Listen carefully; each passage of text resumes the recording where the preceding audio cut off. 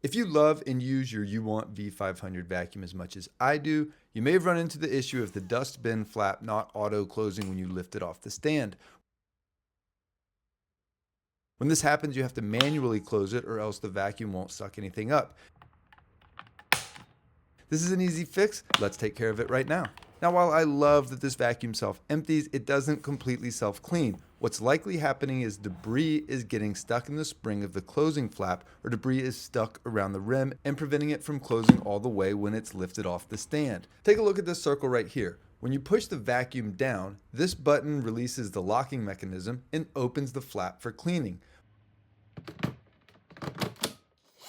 When you lift it back off the stand, the flap is supposed to already be closed before the locking mechanism, but since it's clogged, it doesn't shut completely. So the fix? Clean it out. You can use a pick like I'm doing here, or a toothbrush, or even the brush head of the UWANT vacuum cleaner, but bottom line is, you just need to remove this dust so that the flap can close cleanly and sit flush. Hope this was helpful. Reach out anytime with questions or concerns, and have a great day.